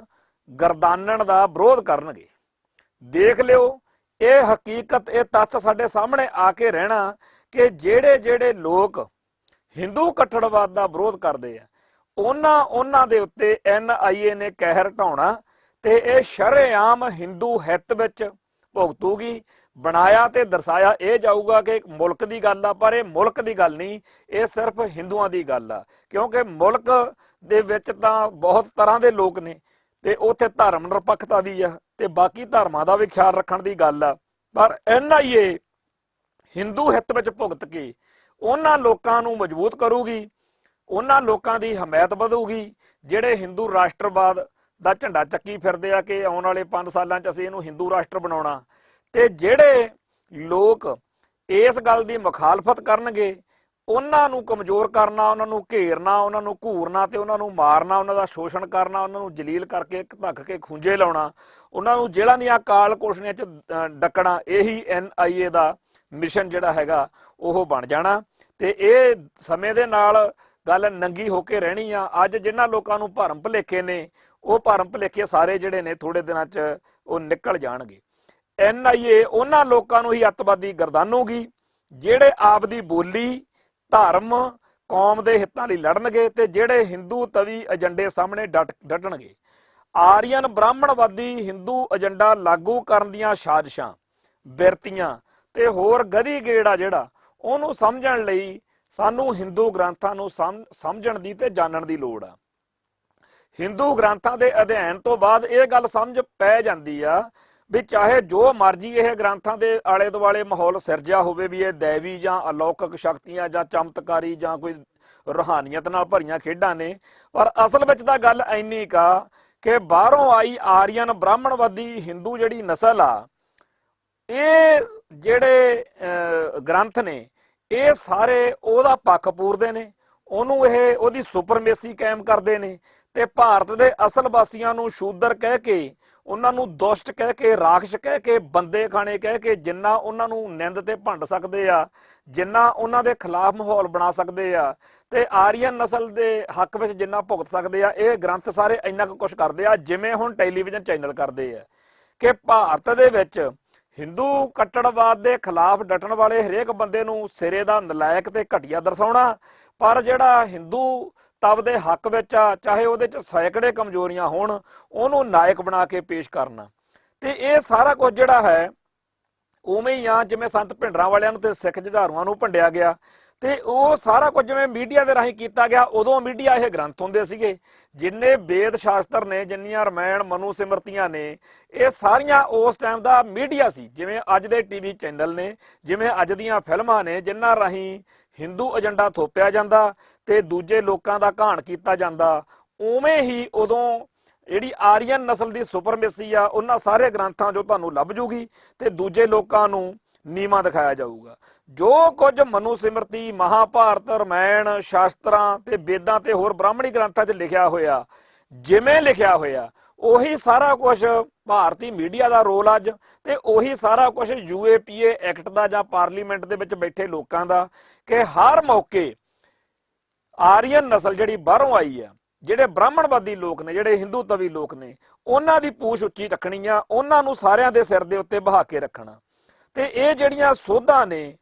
ਇਹ ਕਾਨੂੰਨਨ ਤੌਰ ਦੇ ਉੱਤੇ ਉਹੀ ਸਾਰਾ ਕੁਝ ਲਾਗੂ ਕਰਨ ਦਾ ਏਜੰਡਾ ਜਿਹੜਾ ਕੁਝ ਅਸੀਂ ਪਹਿਲਾਂ ਭੋਗ ਰਹੇ ਆ। ਤੇ ਇਹਦੇ ਨਾਲ ਸਭ ਤੋਂ ਪਹਿਲਾ ਤੇ ਵੱਡਾ ਸ਼ਿਕਾਰ ਜਿਨ੍ਹਾਂ ਨੂੰ ਬਣਾਇਆ ਜਾਣਾ ਉਹ ਕੌਣ ਨੇ? ਇੱਕ ਤਾਂ ਜਿਵੇਂ ਅਸੀਂ ਪੰਜਾਬ ਦੀ, ਜੇ ਭਾਰਤ ਦੀ ਜਾਂ ਸਿੱਖਾਂ ਦੀ ਗੱਲ ਕਰੀਏ, ਅਸੀਂ ਇੱਥੇ ਅੰਦਰ ਬੈਠੇ ਉਹ ਲੋਕ ਜਿਹੜੇ ਸਿੱਖ ਹੱਕਾਂ ਲਈ ਲੜਨ ਵਾਲਿਆਂ ਦੀ ਬੋਲੀ ਬੋਲਦੇ ਆ, ਜਿਹੜੇ ਅਸੀਂ ਉਹਨਾਂ ਦੀ ਐਡਵੋਕੇਸੀ ਕਰਦੇ ਆ, ਜਿਹੜੇ ਅਸੀਂ ਉਹਨਾਂ ਦੇ ਹੱਕ ਦੇ ਵਿੱਚ ਆਵਾਜ਼ ਬੁਲੰਦ ਕਰਦੇ ਆ ਕਿ ਉਹਨਾਂ ਨਾਲ ਇਨਜਸਟਿਸ ਹੋ ਰਿਹਾ। ਸੋ ਬੇਇਨਸਾਫੀਆਂ, ਮਨੁੱਖੀ ਅਧਿਕਾਰਾਂ ਦਾ ਘਾਣ, ਜਾਂ ਜਿੱਥੇ ਜਿੱਥੇ ਵੀ ਕਿਤੇ ਹਕੂਮਤੀ ਜ਼ਬਰ ਹੁੰਦਾ ਉਹਦੇ ਖਿਲਾਫ ਬੋਲਣ ਵਾਲਿਆਂ ਨੂੰ ਹੁਣ ਸੌਖੇ ਜਿਹੇ ਤਰੀਕੇ ਨਾਲ ਇਹ ਕਹਿ ਕੇ ਕਿ ਇਹ ਤਾਂ ਖਾਲਿਸਤਾਨੀ ਲੋਕ ਨੇ, ਇਹ ਤਾਂ ਖਾੜਕੂਵਾਦੀ ਲੋਕ ਨੇ, ਇਹ ਜੀ ਪੋਲੀਟੀਕਲ ਮਿਲੀਟੈਂਟ ਨੇ, ਇਹ ਇੱਕ ਆਈਡੀਓਲੋਜੀ ਇਹੋ ਜਿਹੀ ਲੈ ਕੇ ਆ ਰਹੇ ਨੇ, ਥਿਊਰੀ ਇਹੋ ਜਿਹੀ ਲੈ ਕੇ ਆ ਰਹੇ ਨੇ। ਸੋ ਇਹ ਉਹਨਾਂ ਦੇ ਸਿੰਪਥਾਈਜ਼ਰ ਨੇ, ਜੇ ਨਹੀਂ ਵੀ ਹੈਗੇ ਕੱਲ੍ਹ ਨੂੰ ਬਣ ਸਕਦੇ ਨੇ, ਤੇ ਜੇ ਸਿੰਪਥਾਈਜ਼ਰ ਬਣਨਗੇ ਤਾਂ ਫਿਰ ਇੱਕ ਨਾ ਇੱਕ ਦਿਨ ਮਿਲੀਟੈਂਟ ਵੀ ਬਣਨਗੇ। ਸੋ ਇਹ ਤੋਂ ਪਹਿਲਾਂ ਕਿ ਇਹ ਗਨ ਚੱਕਣ, ਹਥਿਆਰ ਚੱਕਣ, ਅਸੀਂ ਇਹਨਾਂ ਨੂੰ ਅੱਜ ਹੀ ਫੜ ਲੈਣਾ ਤੇ ਅੱਜ ਹੀ ਇਹਨਾਂ ਨੂੰ ਜੇਲ੍ਹਾਂ ਦੀਆਂ ਸਲਾਖਾਂ ਪਿੱਛੇ ਉਮਰ ਕੈਦਾਂ ਤੱਕ ਅਸੀਂ ਇਹਨਾਂ ਨੂੰ ਡੱਕ ਦੇਣਾ। ਤੋ ਇਹ ਜਿਹੜਾ UAPA ਐਕਟ ਵਾ, ਇਹ ਕੱਲਾ ਭਾਰਤ ਵਿੱਚ ਵਸਦੇ ਜਾਂ ਪੰਜਾਬ ਦੇ ਵਿੱਚ ਵਸਦੇ ਸਿੱਖਾਂ ਤੇ ਨਹੀਂ, ਵਿਦੇਸ਼ਾਂ ਵਿੱਚ ਜਿਹੜੇ ਸਿੱਖ ਵਸਦੇ ਆ, ਬਾਹਰਲੇ ਮੁਲਕਾਂ 'ਚ ਜਿਹੜੇ ਸਿੱਖ ਵਸਦੇ ਆ, ਉਹ ਉੱਥੇ ਰਹਿ ਕੇ ਪੰਜਾਬ ਦੇ ਵਿੱਚ ਜਾਂ ਪੰਥ ਦੇ ਉੱਤੇ ਜਿਹੜੇ ਜ਼ੁਲਮ ਹੁੰਦੇ ਆ ਜਾਂ ਵਧੀਕੀਆਂ ਹੁੰਦੀਆਂ ਨੇ, ਇਹਨਾਂ ਦੀ ਉਹ ਮੁਖਾਲਫਤ ਕਰਦੇ ਰਹਿੰਦੇ ਆ, ਵਿਰੋਧ ਕਰਦੇ ਰਹਿੰਦੇ ਆ। ਉੱਥੇ ਬਾਹਰਲੇ ਮੁਲਕਾਂ ਦੇ ਵਿੱਚ ਜਾਣ ਵਾਲੇ ਭਾਰਤ ਦੇ ਜਿਹੜੇ ਪ੍ਰਤੀਨਿਧ ਹੁੰਦੇ ਨੇ ਇੰਡੀਅਨ ਸਟੇਟ ਦੇ, ਉਹਨਾਂ ਲਈ ਵਿਪਤਾ ਖੜੀ ਕਰਦੇ ਆ ਕਿ ਦੇਖੋ ਜੀ ਤੁਸੀਂ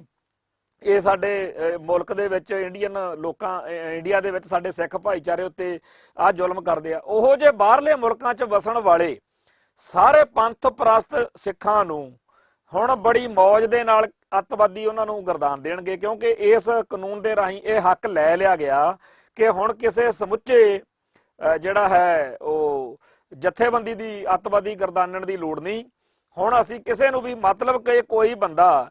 ਭਾਰਤ ਦੇ ਕਿਸੇ ਬੁੱਚੜ ਤੇ ਜ਼ਾਲਮ ਥਾਣੇਦਾਰ, ਪੁਲਿਸੀਏ ਦੇ ਜਾਂ ਕਿਸੇ ਹੋਰ ਗੰਦੇ ਮਾੜੇ ਬੰਦੇ ਦੇ, ਪੋਲੀਟੀਕਲ ਫਿਗਰ ਦੇ ਉਹਦੇ ਪ੍ਰੋਗਰਾਮ ਦੇ ਵਿੱਚ ਕੈਨੇਡਾ 'ਚ ਜਾਂ ਇੰਗਲੈਂਡ 'ਚ ਜਾਂ ਅਮਰੀਕਾ 'ਚ ਜਾਂ ਕਿਸੇ ਹੋਰ ਮੁਲਕ ਵਿੱਚ ਉਹਦੀ ਮੁਖਾਲਫਤ ਕਰਦਾ, ਉਹਦਾ ਵਿਰੋਧ ਕਰਦਾ। ਹੁਣ ਤੱਕ ਉਹ ਉੱਥੇ ਜਿਹੜੇ ਵਿਰੋਧ ਕਰਦੇ ਸੀ ਉਹ ਸੇਫ ਜ਼ੋਨ ਵਿੱਚ ਹੋਣ ਕਰਕੇ ਜ਼ਿਆਦਾ ਵਧੀਆ ਤਰੀਕੇ ਨਾਲ ਉੱਥੋਂ ਦੇ ਰਾਈਟਸ ਨੂੰ ਵਰਤਦੇ ਹੋਏ, ਕਿਉਂਕਿ ਜੇ ਉੱਥੋਂ ਦੇ ਕਾਨੂੰਨ ਨੂੰ ਭੰਗ ਕਰਨਗੇ ਤਾਂ ਉੱਥੇ ਬੜੀ ਪ੍ਰੋਬਲਮ ਆਊਗੀ ਉਹਨਾਂ ਨੂੰ। ਤੋ ਉਹ ਜਿਹੜੀ ਚੀਜ਼ ਸੀਗੀ ਉਹਦਾ ਹੱਲ ਕੱਢਿਆ ਗਿਆ ਕਿ ਬਾਹਰਲੇ ਮੁਲਕਾਂ ਦੇ ਵਿੱਚ ਵੀ ਹੁਣ ਕਿਸੇ ਨੂੰ ਅਸੀਂ ਸਿਰ ਨਹੀਂ ਚੱਕਣ ਦੇਣਾ। ਪੰਜਾਬ ਦੇ ਵਿੱਚ ਤਾਂ ਸਾਰੇ ਸਿੱਖ ਘੜੇ ਦੀ ਮੱਛੀ ਬਣਾ ਲੇ, ਪੰਜਾਬ ਦੇ ਵਿੱਚ ਤਾਂ ਅਸੀਂ ਕਿਸੇ ਨੂੰ ਖੰਘਣ ਦਿੰਦੇ ਨਹੀਂ, ਪਰ ਜਿਹੜੇ ਬਾਹਰਲੇ ਮੁਲਕਾਂ ਦੇ ਵਿੱਚ ਬੁੱਚੜਾਂ ਉੱਤੇ, ਜ਼ਾਲਮਾਂ ਦੇ ਉੱਤੇ ਜਦੋਂ ਉਹ ਉਹਨਾਂ ਤੇ ਰਿਐਕਸ਼ਨ ਕਰਦੇ ਆ, ਉਹਨਾਂ ਨੂੰ ਬੜੀ ਮੌਜ ਦੇ ਨਾਲ ਫਿਰ ਇੱਥੋਂ ਬਹਿ ਕੇ ਕਹਿ ਦਿਆ ਕਰਨਗੇ ਕਿ ਫਲਾਨਾ ਸਿੰਘ ਨੇ ਜਦੋਂ ਫਲਾਨਾ ਪੰਜਾਬ ਦਾ ਮੁੱਖ ਮੰਤਰੀ ਉੱਥੇ ਗਿਆ ਉਹਦਾ ਵਿਰੋਧ ਕੀਤਾ, ਇਸ ਕਰਕੇ ਉਹ ਅੱਤਵਾਦੀ ਆ। ਤੇ ਜਦੋਂ ਭਾਰਤ ਦੀ ਸਿਸਟਮ ਨੇ, ਹਕੂਮਤੀ ਨਿਜ਼ਾਮ ਨੇ ਪ੍ਰਕਿਰਿਆ ਦੇ ਰਾਹੀਂ, ਕਾਨੂੰਨ ਦੇ ਰਾਹੀਂ ਉਹਨੂੰ ਅੱਤਵਾਦੀ ਗਰਦਾਨਤਾ, ਤਾਂ ਅੱਗੇ ਜਿਹੜੀ ਗੜਬੜ ਹੋਣੀ ਆ ਉਸ ਮੁਲਕ ਨੂੰ, ਜਦੋਂ ਉਹਦੀ ਫਾਈਲ ਜਾਣੀ ਆ, ਤਾਂ ਇੱਕ ਸਟੇਟ ਨੇ ਉੱਥੇ ਇਹ ਡੀਲ ਕਰਨਾ ਕਿ ਇਹ ਇੱਕ ਸਟੇਟ ਵੱਲੋਂ ਗਰਦਾਨਿਆ ਹੋਇਆ ਮਿਲੀਟੈਂਟ ਆ, ਅੱਤਵਾਦੀ ਆ। ਤੋ ਇੱਕ ਅੱਤਵਾਦੀ ਸਟੇਟਸ ਵਾਲੇ ਬੰਦੇ ਦੇ ਆਹ ਰਾਈਟਸ ਨਹੀਂ ਹੁੰਦੇ, ਪਾਬੰਦੀਆਂ ਲਾਉਣੀਆਂ ਚਾਹੀਦੀਆਂ ਨੇ। ਪਹਿਲਾਂ ਵੀ ਬੜੀ ਵਾਰ ਆਪਾਂ ਦੇਖਿਆ ਕਿ ਨਿੱਕੀ ਜੀ ਗੱਲ ਦੇ ਉੱਤੇ, ਜਿਵੇਂ ਜਸਟਨ ਟਰੂਡੋ ਜਦੋਂ ਕੈਨੇਡਾ ਤੋਂ ਇੱਥੇ ਆਇਆ ਹੈ, ਪ੍ਰਾਈਮ ਮਿਨਿਸਟਰ ਉੱਥੋਂ ਦਾ, ਤਾਂ ਇੱਥੇ ਕੁਝ ਸਿੱਖਾਂ ਦੇ ਨਾਂ ਉਹਨੂੰ ਦੇ ਦਿੱਤੇ ਗਏ, ਔਰ ਉਹਨਾਂ ਸਿੱਖਾਂ ਦੇ ਨਾਂ ਜਦੋਂ ਉਹਨੂੰ ਦਿੱਤੇ ਗਏ ਤਾਂ ਕੈਨੇਡੀਅਨ ਜਿਹੜੀ ਸਿਸਟਮ ਆ ਉਹਨੂੰ ਉੱਥੇ ਉਹਨਾਂ ਦੇ ਪ੍ਰਤੀ ਕੁਝ ਕਰਕੇ ਦਿਖਾਉਣਾ ਪਿਆ, ਭਾਵੇਂ ਉਹਨਾਂ ਦੀ ਪੁੱਛਗਿੱਛ ਕਰਨ ਤੋਂ ਬਾਅਦ ਉਹਨਾਂ ਨੂੰ ਸੁਰਖਰੂ ਹੋ ਗਏ, ਪਰ ਇੱਕ ਵਾਰੀ ਉਹ ਰਡਾਰ ਹੇਠ ਆ ਗਏ। ਹੁਣ ਹਰੇਕ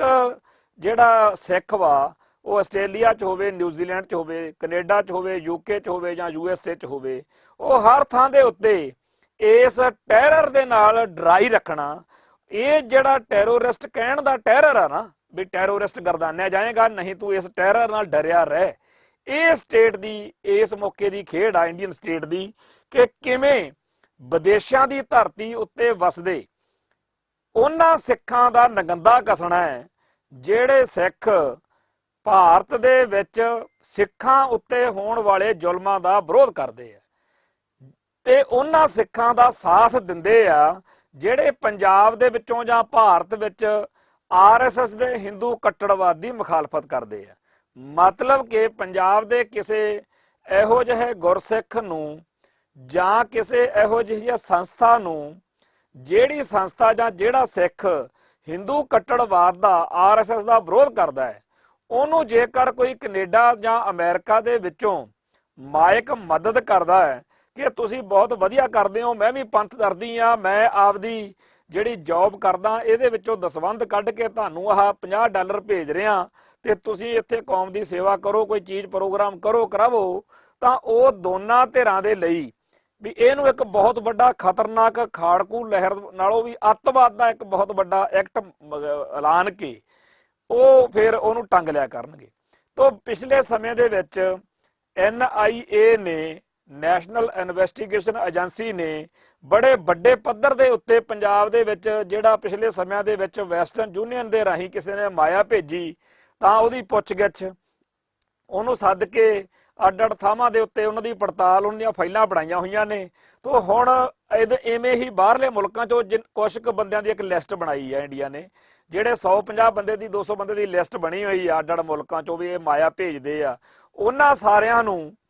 ਮਤਲਬ ਟਾਰਗੇਟ ਕਰਕੇ ਜਦੋਂ ਉਹਨਾਂ ਦਾ ਨਾਂ ਲੈ ਕੇ ਕਿ ਕੈਨੇਡਾ 'ਚ ਫਲਾਨਾ, ਅਮਰੀਕਾ 'ਚ ਫਲਾਨਾ, ਇਹਨਾਂ ਨੇ ਜੀ ਇੱਥੇ ਮਾਇਕ ਮਦਦ ਕੀਤੀ ਆ ਉਹਨਾਂ ਸਿੱਖਾਂ ਦੀ ਜਿਹੜੇ ਕਿ ਹਿੰਦੂ ਕੱਟੜਵਾਦ ਦਾ ਮੁਖਾਲਫਤ ਕਰਦੇ ਆ, ਤੇ ਇੱਥੇ ਉਹਨਾਂ ਉਸ ਮਾਇਆ ਨਾਲ ਕੋਈ ਖੂਨੀ ਹਿੰਸਕ ਵਾਰਦਾਤ ਬੇਸ਼ੱਕ ਦੀ ਨਾ ਹੋਈ ਹੋਵੇ, ਪਰ ਜੇਕਰ ਉਹਨਾਂ ਪ੍ਰੋਗਰਾਮਾਂ ਦੇ ਨਾਲ ਜਿਹੜਾ ਸਿੱਖ ਜਾਗਰਤੀ 'ਚ ਆਉਂਦੇ ਨੇ, ਸਿੱਖਾਂ ਨੂੰ ਆਪਦੇ ਮਸਲਿਆਂ ਦੀ ਸਮਝ ਲੱਗਦੀ ਆ, ਤਾਂ ਇਹਨਾਂ ਨੂੰ ਉਹ ਟੈਰੋਰਿਸਟ ਐਕਟ ਵਿੱਚ ਗਿਣ ਕੇ ਤਾਂ ਉਹਦਾ ਉਹ ਜਿਹੜਾ ਹੈ ਬਾਹਰਲੇ ਮੁਲਕਾਂ 'ਚ ਬੈਠੇ ਸਿੱਖਾਂ ਦਾ ਜਿਉਣਾ ਦੁੱਭਰ ਕਰ ਸਕਣਗੇ। ਇਹ ਇਸ ਕਾਨੂੰਨ ਦੇ ਰਾਹੀਂ ਇਹਨਾਂ ਨੇ ਰਾਹ ਕੱਢ ਲਿਆ ਹੈਗਾ। ਤੋਂ ਇਹਦੇ ਨਾਲ ਜਿਹੜਾ ਜਮਹੂਰੀ ਜਾਂ ਡੈਮੋਕ੍ਰੇਟਿਕ ਸਿਸਟਮ ਚੱਲਦਾ ਉਹ ਸਿੱਧੇ ਤੌਰ ਤੇ ਟਾਰਗੇਟ ਹੋਣਾ, ਸਿੱਧੇ ਤੌਰ ਦੇ ਉੱਤੇ ਡੈਮੋਕ੍ਰੇਸੀ ਨੂੰ ਖਤਰਾ। ਪਰ ਡੈਮੋਕ੍ਰੇਸੀ ਜਿਹੜੀ ਆ ਉਹਦਾ ਜਾਂ ਲੋਕਤੰਤਰ ਦਾ ਤਾਂ ਇੱਥੇ ਨਾ ਪਹਿਲੋਂ ਹੀ ਕੱਚਾ ਪੱਕਾ ਹੀ ਆ ਕੰਮ।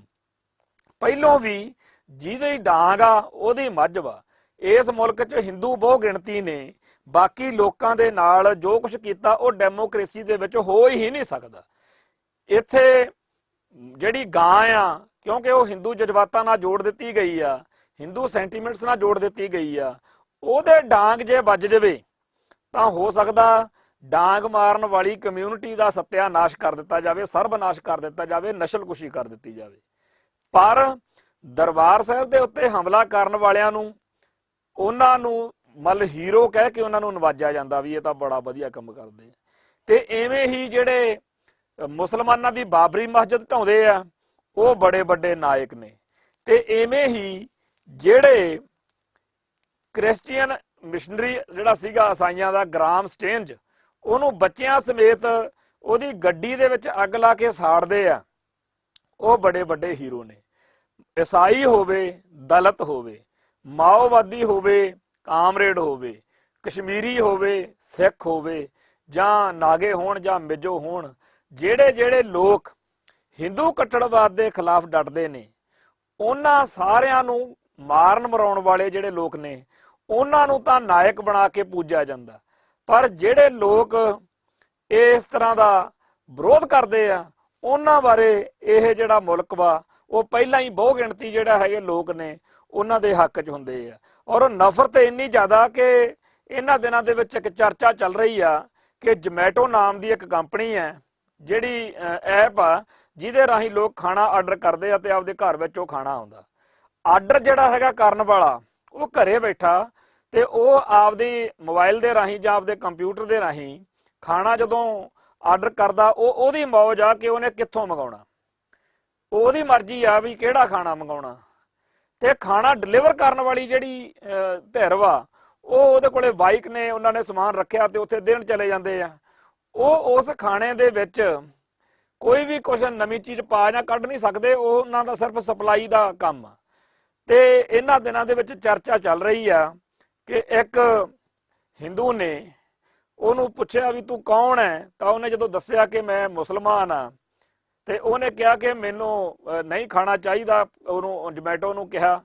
ਜਿਹੜੀ ਕੰਪਨੀ ਆ ਜਾਂ ਐਪ ਆ, ਕਿ ਮੈਨੂੰ ਨਹੀਂ ਜੀ ਇਹ ਚੀਜ਼ ਚਾਹੀਦੀ, ਮੈਂ ਤਾਂ ਮਤਲਬ ਕਿਸੇ ਹਿੰਦੂ ਨੂੰ ਭੇਜੋ, ਜਾਂ ਮੈਂ ਤਾਂ ਚੱਲ ਰਿਹਾ ਅੰਦਰਾਤੇ ਤੇ ਫਲਾਨਾ ਤੇ ਉਹ ਮੈਂ ਜੀ ਇਹਨਾਂ ਦਿਨਾਂ 'ਚ ਨਹੀਂ, ਸਾਵਣ ਦਾ ਮਹੀਨਾ ਜੀ ਅਸੀਂ ਤਾਂ ਜੀ ਇਹਨਾਂ ਦਿਨਾਂ 'ਚ ਮੈਂ ਤਾਂ ਮੁਸਲਮਾਨ ਦੇ ਹੱਥੋਂ ਖਾਣਾ ਨਹੀਂ। ਤੇ ਉਹਦੇ ਬਾਰੇ ਪੂਰੇ ਮੁਲਕ 'ਚ ਇੱਕ ਬਹਿਸ ਛਿੜੀ ਹੋਈ ਆ, ਕਿਉਂਕਿ ਬਹੁਤ ਸਾਰੇ ਲੋਕਾਂ ਨੇ ਉਹਨੂੰ ਇੱਕ ਹੀਰੋ ਮੰਨ ਲਿਆ ਕਿ ਕਮਾਲ ਦਾ ਬੰਦਾ ਆ ਜਿਹੜਾ ਮੁਸਲਮਾਨ ਦੇ ਹੱਥ 'ਚੋਂ ਰੋਟੀ ਨਹੀਂ ਖਾ ਰਿਹਾ। ਦੂਜੇ ਪਾਸੇ ਜਿਹੜੇ ਖੁੱਲੇ ਮਾਈਂਡ ਵਾਲੇ ਲੋਕ ਨੇ ਜਾਂ ਦੂਜੀਆਂ ਧਰਮਾਂ ਕੌਮਾਂ ਦੇ ਲੋਕ ਨੇ, ਉਹ ਹੱਕੇ ਬੱਕੇ ਨੇ ਵੀ ਖਾਣੇ ਦੇ ਵਿੱਚ ਉਸ ਮੁਸਲਮਾਨ ਨੇ ਤਾਂ ਕੁਝ ਪਾਏ ਨਹੀਂ, ਉਹਦਾ ਕੀ ਕਸੂਰ ਜੇ ਉਹ ਮੁਸਲਮਾਨਾਂ ਦੇ ਘਰ ਜੰਮਿਆ, ਉਹਦਾ ਰੱਬ ਨੂੰ ਫੜੋ, ਫਿਰ ਅਕਾਲ ਪੁਰਖ ਵਾਹਿਗੁਰੂ ਨੂੰ, ਕੁਦਰਤੀ ਸਿਸਟਮ ਨੂੰ ਫੜੋ ਜਿਹਨੇ ਉਹਦੇ ਰੱਬ ਦੇ ਘਰੇ ਜਨਮ ਦਿੱਤਾ। ਸੋ ਮਨੁੱਖ ਜਿਹੜਾ ਹੈ ਉਹਨੂੰ ਦੋਸ਼ੀ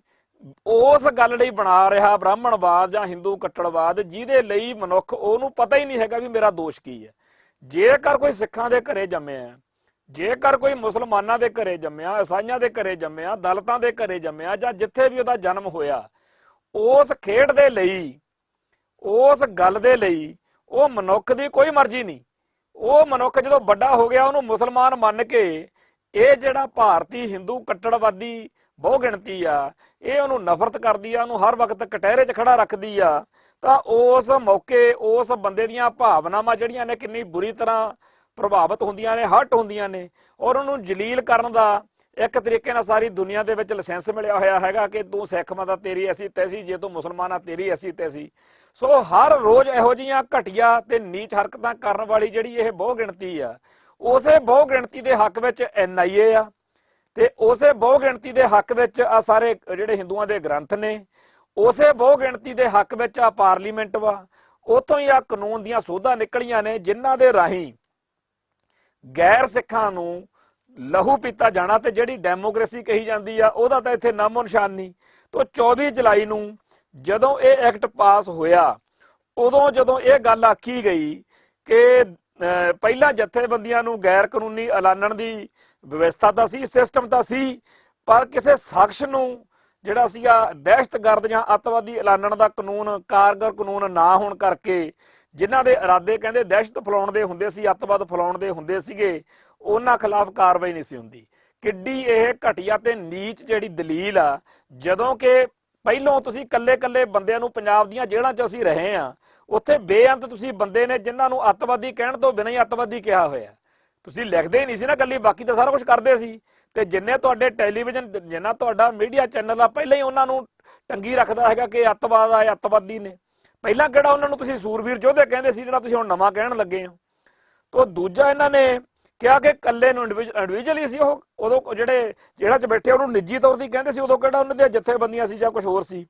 ਤੋਂ ਫਿਰ ਤੁਸੀਂ ਅੱਗੇ ਕਹਿ ਦਿੱਤਾ ਕਿ ਜਿਹੜੇ ਇੱਕ ਤਾਂ ਹੈਗੇ ਆ ਜਿਹੜੇ ਦਹਿਸ਼ਤਗਰਦੀ ਦੀਆਂ ਵਾਰਦਾਤਾਂ 'ਚ ਸ਼ਾਮਲ ਲੋਕ ਨੇ, ਚਲੋ ਮੰਨ ਲਈ ਗੱਲ, ਉਹਨਾਂ ਦੀ ਕੋਈ ਗੱਲ ਸਮਝ ਲੱਗਦੀ ਹੈ, ਪਰ ਦਹਿਸ਼ਤਵਾਦ ਦੀ ਤਿਆਰੀ ਕਰ ਰਹੇ ਲੋਕ, ਇਹ ਕਿਹੜਾ ਮੀਟਰ ਹੋਇਆ ਜੀ? ਕਿਵੇਂ ਤਿਆਰੀ? ਉਹ ਤਾਂ ਫਿਰ ਤੁਸੀਂ ਹੁਣ ਮਤਲਬ ਜੋਤਸ਼ੀ ਬਣ ਗਏ ਵੀ ਫਲਾਨਾ ਬੰਦਾ ਤਿਆਰੀ ਕਰ ਰਿਹਾ ਸੀਗਾ।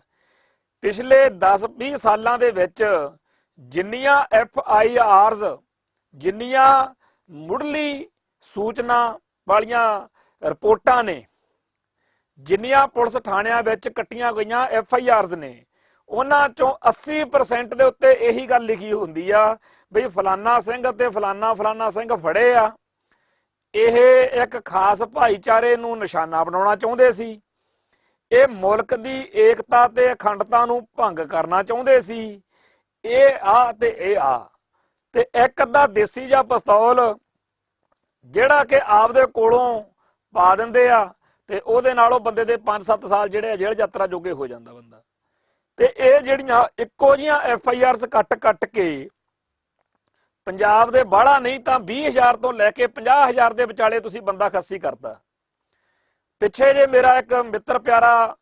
UP ਦੇ ਵਿੱਚੋਂ ਅਰੈਸਟ ਕਰਕੇ ਲੈ ਕੇ ਆਂਦਾ, ਮੈਂ ਉਦੋਂ CS ਸਟਾਫ ਲੁਧਿਆਣੇ ਸੀ, ਜੇਲ੍ਹ 'ਚ ਅਸੀਂ ਇਕੱਠੇ ਬੈਠੇ ਤੇ ਉੱਥੇ ਗੱਲ ਚੱਲੀ। ਉਹ ਕਹਿੰਦਾ ਵੀ ਰਸਤੇ ਦੇ ਵਿੱਚ ਇੱਕ ਥਾਂ ਤੇ ਪੁਲਿਸ ਪਾਰਟੀ ਨੇ ਜੀਪ ਆਪਦੀ ਗੱਡੀਆਂ ਸਾਰੀਆਂ ਰੋਕ ਲਈਆਂ, ਤੇ ਉੱਥੇ ਇਹਨਾਂ ਨੂੰ ਕੋਈ ਫੜੇ ਗਏ ਬੰਦੇ ਤੋਂ ਪਹਿਲਾਂ, ਜਿਵੇਂ ਪਹਿਲਾਂ ਫੜਿਆ ਕੋਈ ਬੰਦਾ, ਉਹ ਤੋਂ ਪਤਾ ਸੀਗਾ ਕਿ ਇਸ ਇਲਾਕੇ 'ਚ ਫਲਾਨਾ ਥਾਂ ਦੇ ਉੱਤੋਂ ਜਿਹੜੇ ਦੇਸੀ ਕੱਟੇ ਕਹੀ ਦਾ ਪਿਸਤੌਲ ਨਕਲੀ ਜੇ ਹੁੰਦੇ ਆ, ਉਹ ਜਿਹੜੇ ਪਿਸਤੌਲ ਆ ਉਹ ਮਿਲ ਜਾਂਦੇ ਆ। ਤਾਂ ਉੱਥੋਂ 2 ਬੋਰੀਆਂ ਇਹ ਮੁੱਲ ਕਹਿੰਦਾ ਖਰੀਦ ਕੇ ਲਿਆਏ। ਅਸੀਂ ਜੇਲ੍ਹ ਦੇ ਵਿੱਚ ਸੀਗੇ ਉਸ ਟਾਈਮ, ਜਦੋਂ ਇਹ ਗੱਲ ਮੈਨੂੰ ਉਹਨੇ ਦੱਸੀ ਤੇ ਮੈਂ ਉਦੋਂ ਇਹੋ ਮੈਨੂੰ ਕਹਿੰਦਾ ਸੀਗਾ, ਉਹ ਕਹਿੰਦਾ ਹੁਣ ਪਤਾ ਨਹੀਂ ਕਿਹਦੇ ਕਿਹਦੇ ਸਿਰ ਦੇ ਉੱਤੇ ਉਹ ਪਿਸਤੌਲ ਪਾਉਣੇ ਆ। ਤੋ ਬੇਅੰਤ ਥਾਣਿਆਂ ਕਚਹਿਰੀਆਂ ਦੇ ਵਿੱਚ ਇਹੋ ਜਿਹਾ ਨਜਾਇਜ਼ ਅਸਲਾ ਰੱਖਿਆ ਹੋਇਆ ਜਿਹੜਾ ਕਿ FIR ਪਹਿਲੋਂ ਕੱਟ ਲੈਂਦੇ ਆ, ਸਾਰੀ ਸਾਦੀ ਜੇ ਹੁੰਦੀ ਆ FIR ਕੱਟਣ ਦੇ ਵਿੱਚ ਅਖੀਰ ਤੇ ਲਿਖ ਦਿੰਦੇ ਆ ਕਿ ਉਹਨਾਂ ਤੋਂ ਆਹ 2 ਪਿਸਤੌਲ ਬਰਾਮਦ ਹੋਏ ਆ ਜਿਹੜੇ ਫੜੇ ਆ, ਤੇ ਚੱਲੇ ਹੋਏ ਕਾਰਤੂਸ ਜਿਹੜੇ ਨੇ ਉਹ ਬਰਾਮਦ ਹੋਏ ਆ। ਹੁਣ ਇਸ ਤਰੀਕੇ ਦੇ ਨਾਲ ਜਿੱਥੇ ਪਹਿਲਾਂ ਇੰਨਾ ਵੱਡਾ ਘਾਣ ਹੋ ਰਿਹਾ, ਉੱਥੇ ਜਿਹੜਾ ਹੈਗਾ ਹੋਰ ਘਾਣ ਕਰਨ ਦੇ ਲਈ ਜਦੋਂ UAPA ਐਕਟ ਵਿੱਚ ਸੋਧਾਂ ਹੋਈਆਂ ਨੇ ਤਾਂ ਜਿਨ੍ਹਾਂ ਲੋਕਾਂ ਨੂੰ ਨਿਸ਼ਾਨਾ ਬਣਾਇਆ ਜਾਣਾ ਹੈ ਉਹਨਾਂ ਲੋਕਾਂ ਦਾ ਕਲਪਣਾ, ਉਹਨਾਂ ਲੋਕਾਂ ਦਾ ਹੱਥ ਪੱਲਾ ਮਾਰਨਾ ਸੁਭਾਵਿਕ ਆ, ਪਰ ਕੋਈ ਸੁਣਵਾਈ ਨਹੀਂ। ਤੇ NIA ਦੇ ਰਾਹੀਂ ਕੌਮੀ ਸੁਰੱਖਿਆ, ਕਹਿੰਦੇ ਨੈਸ਼ਨਲ ਸਿਕਿਉਰਿਟੀ ਦੀ ਹੈ ਗੱਲ, ਤਾਂ ਕਿਹੜੀ ਨੈਸ਼ਨਲ ਸਿਕਿਉਰਿਟੀ? ਇਹ ਮੁਲਕ ਉਹਨਾਂ ਲੋਕਾਂ ਨੂੰ ਇਸ ਹੱਦ ਤੱਕ ਕਿਉਂ ਲੈ ਕੇ ਜਾਂਦਾ ਕਿ ਉਹ ਲੋਕ ਜਿਹੜੇ ਨੇ ਇਹੋ ਜਿਹੀਆਂ ਗੱਲਾਂ ਕਰਨ ਕਰਾਉਣ? ਕੀ ਇਸ ਮੁਲਕ ਨੇ ਉਹਨਾਂ ਭਾਰਤੀ ਨਾਗਰਿਕਾਂ ਦੀ ਆਵਾਜ਼ ਸੁਣੀ? ਕੀ ਇਹਨਾਂ ਮੁਲਕ ਦੇ ਸਿਸਟਮ ਨੇ ਉਹਨਾਂ ਲੋਕਾਂ ਦੀਆਂ ਸਮੱਸਿਆਵਾਂ ਸਮਝ ਕੇ ਉਹਨਾਂ ਨੂੰ ਹੱਲ ਕਰਨ ਦਾ ਕਦੇ ਕੋਈ ਵਿਚਾਰ ਬਣਾਇਆ? ਜਦੋਂ ਹਰ ਮੌਕੇ ਭਾਰਤ ਦੇ ਨਾਗਰਿਕਾਂ ਨੂੰ ਭਾਰਤੀ ਸਟੇਟ ਸਿਸਟਮ ਦਰੜੀ ਜਾਏਗਾ, ਉਹਨਾਂ ਨੂੰ ਖੂੰਜੇ ਲਾਈ ਜਾਏਗਾ, ਉਹਨਾਂ ਦੀ ਗੱਲ ਨਹੀਂ ਸੁਣੇਗਾ, ਟੇਬਲ ਤੇ ਬਹਿ ਕੇ ਉਹਨਾਂ ਨਾਲ ਗੱਲ ਕਰਨ ਦੀ ਬਜਾਏ ਹਰ ਵਕਤ ਜੁੱਤੀ ਲੈ ਕੇ ਉਹਨਾਂ ਦੇ ਦੁਆਲੇ ਹੋਇਆ ਰਹੇਗਾ, ਤਾਂ ਯਕੀਨਨ ਇਹ ਜਿਹੜੇ ਲੋਕ ਨੇ ਜਦੋਂ ਕੋਈ ਹੋਰ ਰਾਹ ਨਹੀਂ ਬਚੂਗਾ ਤਾਂ ਉਹ ਹਿੰਸਾ ਦਾ ਰਾਹ ਅਪਣਾਉਣਗੇ। ਹਿੰਸਾ ਜਿਹੜੀ ਆ ਬਹੁਤ ਮਾੜੀ ਆ, ਬਹੁਤ ਮਾੜੀ ਆ ਹਿੰਸਾ। ਅੱਜ ਦੇ ਜ਼ਮਾਨੇ 'ਚ ਬਹੁਤ ਜ਼ਿਆਦਾ ਨਲਾਇਕ ਤੇ ਗਲਤ ਚੀਜ਼ ਮੰਨੀ ਜਾਂਦੀ ਹੈ। ਪਰ ਕਿਉਂ ਨੈਸ਼ਨਲ ਸਿਕਿਉਰਿਟੀ ਦੀ ਚੇਤੇ ਆ, ਇੰਟਰਨਲ ਸਿਕਿਉਰਿਟੀ ਦੀ ਚੇਤੇ ਆ, ਇਹ ਕਿਉਂ ਨਹੀਂ ਚੇਤੇ ਕਿ ਸਾਡੇ ਮੁਲਕ ਦੇ ਵਿੱਚ ਅਸੀਂ ਕਿਸੇ ਵੀ ਨਾਗਰਿਕ ਨੂੰ ਇਸ ਹੱਦ ਤੱਕ ਜਲੀਲ ਨਹੀਂ ਕਰਨਾ ਕਿ ਉਹਨੂੰ ਹਿੰਸਾ ਦਾ ਰਾਹ ਅਪਣਾਉਣ ਤੇ ਮਜਬੂਰ ਹੋਣਾ ਪੈ ਜਾਵੇ। ਜਿਹੜੀ ਹਿੰਸਾ ਆ ਉਹ ਦਰਕਾਰੇ ਹੋਏ, ਧੱਕ ਕੇ ਖੂੰਜੇ ਲਾਏ ਹੋਏ ਲੋਕਾਂ ਦਾ ਸਭ ਤੋਂ ਆਖਰਲਾ ਰਾਹ ਹੁੰਦਾ। ਉਸ ਰਾਹ ਤੋਂ ਪਹਿਲਾਂ ਉਹਨੂੰ ਸਾਨੂੰ 1 ਨਹੀਂ 2 ਨਹੀਂ 1 ਲੱਖ ਰਾਹ ਦੇਣੇ ਚਾਹੀਦੇ ਆ, ਤੇ ਉਹਦੀ ਸਮੱਸਿਆ ਦਾ ਹੱਲ ਜਿਹੜਾ ਹੈ ਉਹ ਸਿਸਟਮ ਦੇ ਅੰਦਰ ਹੋਣਾ ਚਾਹੀਦਾ। ਪਰ ਜੇਕਰ ਸਿਸਟਮ ਨੇ ਉਹ ਚੀਜ਼ ਇਵੋਲਵ ਨਹੀਂ ਕੀਤੀ, ਉਹ ਚੀਜ਼ ਨਹੀਂ ਬਣਾਈ, ਤਾਂ ਇਹਦੇ ਲਈ ਲੋਕਾਂ ਦਾ ਘਾਣ ਕਰਨ ਦੇ ਲਈ ਕਾਨੂੰਨ ਬਣਾਉਣ ਦੇ ਨਾਲ ਕੀ ਹੋ ਜਾਵੇਗਾ? ਕੀ ਕਾਨੂੰਨਾਂ ਦੇ ਨਾਲ ਉਹ ਸਾਰੇ ਮਸਲੇ ਹੱਲ ਹੋ ਜਾਣਗੇ ਜਿਨ੍ਹਾਂ ਗੱਲਾਂ ਕਰਕੇ ਲੋਕਾਂ ਦੇ ਵਿੱਚ ਜਿਹੜੀ ਹੈਗੀ ਆ ਵਿਰੋਧ ਆ ਜਾਂ ਲੋਕਾਂ 'ਚ ਸਮੱਸਿਆ ਵਾ? ਉਹ ਗੱਲਾਂ ਤਾਂ ਸਥਿਰ ਰਹਿਣਗੀਆਂ। ਉਹਨਾਂ ਗੱਲਾਂ ਦੇ ਸਾਹਮਣੇ, ਉਹਨਾਂ ਨੁਕਤਿਆਂ ਦੇ ਸਾਹਮਣੇ ਤਾਂ ਜਵਾਬ ਉਦੋਂ ਹੀ ਆਊਗਾ ਜਦੋਂ ਉਹਨਾਂ ਲੋਕਾਂ ਦੀ ਤਸੱਲੀ ਕਰਾਈ ਜਾਊਗੀ। ਉਹ ਲੋਕ ਕੋਈ ਮਰਨ ਲਈ ਧਰਤੀ ਤੇ ਨਹੀਂ ਆਏ। ਉਹਨਾਂ ਲੋਕਾਂ ਨੂੰ ਇਹ ਕਿਉਂ ਲੱਗਣ ਲੱਗ ਜਾਂਦਾ ਕਿ ਇਹੋ ਜਿਹੀ ਜ਼ਿੰਦਗੀ ਨਾਲੋਂ ਤਾਂ ਮਰਨਾ ਚੰਗਾ, ਮੌਤ ਉਹਨਾਂ ਨੂੰ ਜ਼ਿੰਦਗੀ ਨਾਲੋਂ ਜ਼ਿਆਦਾ ਵਧੀਆ ਲੱਗਣ ਲੱਗ ਜਾਂਦੀ ਆ। ਇਹ ਇਸ ਸਿਸਟਮ ਦੇ ਕਰਕੇ ਆ, ਜਿਹੜਾ ਸਿਸਟਮ ਅੱਜ ਬੇਦੋਸ਼ੇ ਤੇ ਮਾਸੂਮ ਲੋਕਾਂ ਦੇ ਘਾਣ ਦੇ ਲਈ ਇੱਕ ਇਹੋ ਜਿਹਾ ਐਕਟ ਬਣਾਉਣ ਨੂੰ ਤਿਆਰ ਹੋ ਗਿਆ, ਇੱਕ ਇਹੋ ਜਿਹਾ ਕਾਨੂੰਨ ਬਣਾ ਕੇ ਬਹਿ ਗਿਆ ਜਿਹਦੇ ਨਾਲ NIA ਦੇ ਰਾਹੀਂ ਉਹਨਾਂ ਸਾਰੇ ਲੋਕਾਂ ਦੇ ਛਿੱਤਰ ਫੇਰਿਆ ਜਾਏਗਾ ਜਿਹੜੇ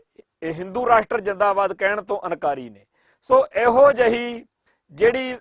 ਕਾਨੂੰਨ ਦੀ ਖੇਡ ਖੇਡੀ ਜਾ ਰਹੀ ਆ, ਇਹਦਾ ਡਟਵਾਂ ਵਿਰੋਧ ਕਰਨ ਦਾ ਵੇਲਾ ਜਿੰਨੇ ਵੀ ਲੋਕ ਇਸ ਕਾਨੂੰਨ ਦੀ ਹਮਾਇਤ ਕਰ ਰਹੇ ਨੇ, ਅਸਲ ਵਿੱਚ ਉਹ ਕਤਲੋਗਾਰਦ ਨੂੰ ਸੁਨੇਹਾ ਦੇ ਰਹੇ ਨੇ। ਕਿਉਂਕਿ ਜਦੋਂ ਕਿਸੇ ਖਿੱਤੇ ਦੇ ਵਿੱਚ ਲੋਕਾਂ ਦਾ ਘਾਣ